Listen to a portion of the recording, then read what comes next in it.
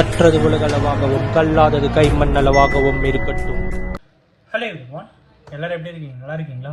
இனி நான் பேசுகிற டாபிக் என்ன அப்படின்னு பார்த்தீங்கன்னா, ஒரு கேமரா மேலே இருக்கிற பயம், ஒரு சிசிடிவி கேமரா மேலே இருக்கிற பயம் ஒரு மனுஷன் சொல்கிற உண்மை மேலே இல்லை அப்படிங்கிறது கேட்கும் போது ரொம்பவே கஷ்டமாக இருக்குங்க. இன்றைக்கி நான் ஃபேஸ் பண்ண ஒரு ஸ்ட்ரகிள், அதை பற்றி என்ன அப்படிங்கிறத இந்த வீடியோ உங்களுக்கு நான் வந்து பேச போகிறேன். ஸோ இன்றைக்கி ஆக்சுவலி நான் வந்து வேர்ல்டு வார் ரிலேட்டடாக பேசலாம், ஸ்கேம்ஸ் ரிலேட்டடாக சில ஸ்டடீஸில் எடுத்து வச்சேன். ஏவியேஷனில் இருக்கிற ஸ்கேம்ஸ் அதை பற்றிலாம் பேசலாம் அப்படின்னு சொல்லிட்டு யோசிச்சுட்டு இருந்தேன். பட் அன்ஃபார்ச்சுனேட்லி இன்றைக்கி வந்து ஒரு ஆக்சிடென்ட், ஒரு மைனர் ஆக்சிடென்ட் தான். அது என்ன எப்படி அப்படிங்கிற சில விஷயங்கள் தான் இன்றைக்கி நான் பேசணும் அப்படின்னு நினைக்கிறேன். ரோடில் டிரைவிங் பண்ணிகிட்டு இருக்கும்போது ரொம்ப சேஃப்டி கன்சர்ன்ஸ் நிறைய பேர் கீப் அப் பண்ணுறதே இல்லை அப்படிங்கிறது ரொம்ப கஷ்டமான ஒரு விஷயமா இருக்குது. இவ்வளோ பேசிகிட்டு இருக்கிற நானும் சில நேரங்களில் தவறுகள் நடக்கும் தான். நான் அவரே நடக்காதுன்னெலாம் சொல்ல வரல. அது மனுஷனுடைய கண்ட்ரோலை மீறி வர ஆக்சிடென்ட்ஸ் அப்படிங்கிறது அக்செப்ட் பண்ணிக்கலாம். பட் இன்டென்ஷனலாக ஆக்சிடென்ட் பண்ணணுங்கிறதுக்காக இல்லை, இன்டென்ஷனலாகவே வயலேஷன் பண்ணுறது அப்படிங்கிறது என்றைக்குமே அக்செப்ட் பண்ணிக்க முடியாத ஒரு பர்டிகுலர் தப்பு அப்படின்னு தான் சொல்லணும்.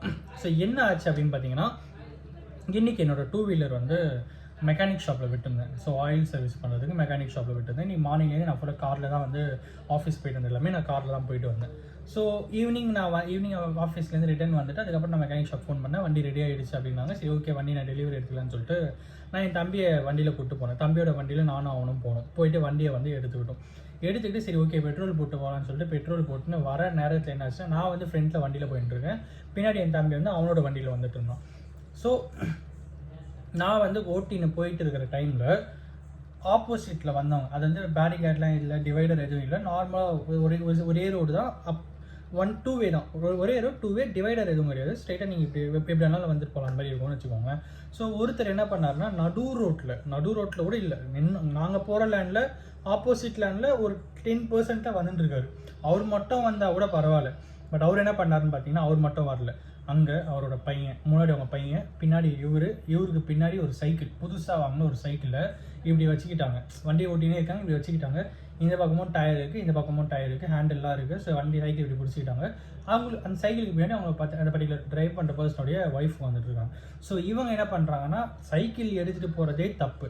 ஃபஸ்ட்டு ட்ரிபிள்ஸு, அதுக்கப்புறம் சைக்கிளை பைக்கில் வச்சு எடுத்துகிட்டு போயிட்டு இருக்காங்க. 2 பக்கம் ப்ராடாக இருக்குது.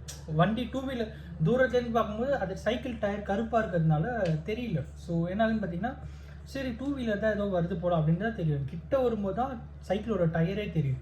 அவ்வளோ கிட்ட டயர் தெரியும் போது தான் நான் வந்து என்ன பண்ணேன், சடனாக வண்டியை திருப்பிட்டு எஸ்கேப் ஆகிட்டேன். எஸ்கேப் இன் த சென்ஸ், நான் அந்த ஆக்சிடென்ட் வந்து ஸ்ட்ரக் ஆகலை, மாட்டல, நான் வந்து ஸ்கிப் பண்ணிட்டேன். பட் பின்னாடி என் தம்பி என்ன பண்ணான்னு பார்த்தீங்கன்னா, டக்குன்னு அவனுக்கு தெரியல, இவ்வளோ பெரிய டயர், அவன் வந்து 2 வீலர் வருதுன்னு நினச்சிட்டு தான் ஓட்டின்னு வந்துடலாம். பட் டக்குன்னு பார்த்தா அவன் முன்னாடி டயரை வண்டி எடுத்து போய் இடிச்சிட்டான். இடித்த உடனே என்ன ஆச்சு அப்படின்னு பார்த்தீங்கன்னா, இவன் வந்து கீழே விழுந்துட்டான். நான் கெஸ் பண்ணேன், பின்னாடி தம்பி வந்துட்டுருக்கேன், என்ன ஆச்சுன்னு தெரியலன்ட்டு யோசிச்சு திரும்புகிற நேரத்தை டம்முன்னு சத்தம் பின்னாடி பார்த்தா அவன் ஊட்டுக்கிறான். ஸோ அப்புறம் வண்டியை நிறுத்திட்டு ஓடி போயிட்டு தூக்கிட்டு வந்து உட்கார வச்சோம். ஸோ கையில் காலிலலாம் செம்ம அடி. அதுக்கப்புறம் என்ன ஆச்சுன்னா, அந்த பர்டிகுலர் பர்சன் வந்துட்டு, சார் உங்கள் தம்பி தான் சார் ஸ்பீடாக வந்தார், அவர் தான் ஃபஸ்ட்டு அவர் என் தம்பினே அவருக்கு தெரியாது, அவர் தான் சார் ஸ்பீடாக வந்தார். ஹலோ, அவர் என் தம்பி, நீங்கள் தான் தப்பாக வந்தீங்க, நீங்கள் தான் தப்பு பண்ணியிருக்கீங்க, அக்செப்ட் பண்ணிக்கோங்க அப்படிங்கிற. நானும் எங்கள் தப்பாக பண்ணல சார், அவர் தான் சார் ஸ்பீடாக வந்தார் அப்படின்னா. சரி நான் போலீஸை கூப்பிட்றேன், பக்கத்தில் சிசிடிவி கேமராஸ்லாம் இருக்கும், செக் பண்ணட்டும், யார் மேலே தப்புன்னு தெரியட்டும் அப்படின்னு.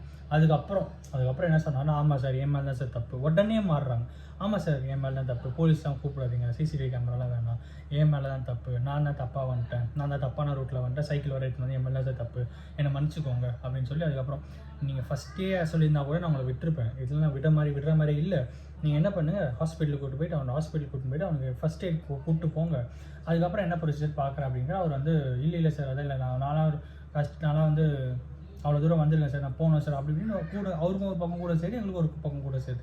அதுக்கப்புறம் நான் தெளிவாக சொல்லிட்டேன், இங்கே பாருங்கள், நான் வண்டி ஃபோட்டோ எடுத்துட்டேன். ஸோ நான் ஃபோட்டோ எடுத்துட்டேன். இப்போ இன்கேஸ் நீங்கள் இங்கேருந்து போனீங்கன்னா நான் போலீஸ் ஸ்டேஷனில் கம்ப்ளைண்ட் பண்ணுறேன். ஸோ நாளைக்கு உங்கள் ஸ்டேஷன் வந்து கால் பண்ணுவாங்க. இல்லைனா நீங்கள் என்கிட்ட சொல்லுங்கள் அப்படின்னு சொன்ன அப்புறம், இல்லை நீங்கள் என்ன பண்ணான்னு சொல்லுங்கள் அப்படின்னு. அப்புறம் இல்லை சார் நான் ஹாஸ்பிட்டலுக்கு கூட்டின்னு போகிறேன் அப்படின்னு சொல்லிட்டு அப்புறம் ஹாஸ்பிட்டலுக்கு கூட்டின்னு போன அப்புறம் மைனர் இன்ஜுரிஸ் தான். அதுக்கப்புறம் அவர் பாதி அமௌண்ட் கொடுத்தாரு, நாங்கள் பாதி அமௌண்ட் ஸ்பெண்ட் பண்ணோம். அதுக்கப்புறம் எங்ககிட்ட வந்து எம்எல்ஏ தான் சார் தப்பு, மன்னிச்சிக்கோங்க சார் அப்படின்னாரு. நான் சொன்ன ஒரே விஷயம், இங்கே பாருங்கள், நான் ஃபஸ்ட்டே உங்ககிட்ட சொல்லும்போது நீங்கள் தப்பை ஒத்துட்டு இருந்தீங்க, நான் உங்களை எதுவுமே பண்ணியிருக்க மாட்டேன், நானே அந்த செலவும் பேர் பண்ணியிருப்பேன்.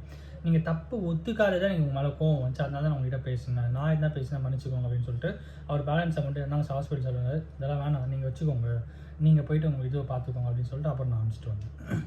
ஸோ இதுலேருந்து டேக் பாயிண்ட் என்ன அப்படின்னு பார்த்தீங்கன்னா, ட்ரைவ் பண்ணும்போது தயவு செஞ்சு சேஃப்டி கன்சர்ன்ஸோட இருக்கிறது ரொம்ப ரொம்ப அவசியம். ஃபஸ்ட் ட்ரிபிள்ஸ் போகிறத ஸ்டாப் பண்ணுங்கள். ட்ரிபிள்ஸ் நிறைய பேர் போயிட்டு இருக்காங்க, அதெல்லாம் ரொம்ப ரொம்ப தப்பான ஒரு விஷயம். சைக்கிள் எடுத்துகிட்டு போகிறீங்கன்னா அது எடுத்துகிட்டு போகிறது பெரிய தப்பு. சைக்கிள் எடுத்துகிட்டு நீங்கள் மெயின் ரோட்டில் ஓட்டின்னு போகிறதுலாம் அதுவும் வண்டி நடுவில் ஓட்டின்னு போயிட்டு இருக்கிறது ரொம்ப ரொம்ப தப்பான ஒரு விஷயம். அதெல்லாம் தயவு செஞ்சு பண்ணாதீங்க. ஒரு நேரம் கீழே வந்த நேரத்தில் பின்னாடி இருந்தால் பெரிய வண்டி வந்திருந்தால் அது பெரிய ஆக்சிடெண்ட்டாக போய் முடிஞ்சிருக்கும். பின்னாடி எதுவும் வண்டி வராத நேரத்தில் இடிச்சதுல கீழே கையில் சராய் போடு அது நின்றுச்சு, இல்லைன்னா பெரிய ஆக்சிடெண்ட் ஆகிருக்கும். ஸோ தயவு செஞ்சு அந்த மாதிரிலாம் தப்பெல்லாம் பண்ணாதீங்க. ஸோ அதுதான் நீங்கள் உங்கள்கிட்ட பேசணும் அப்படின்னு நினச்சேன். இந்த வீடியோ மூலிமா யாருன்னா ஒருத்தருக்கு இந்த வீடியோ நாலேஜ் ஷேரிங் இருக்கும்னு சொல்லி நான் நம்புகிறேன். Thanks so much.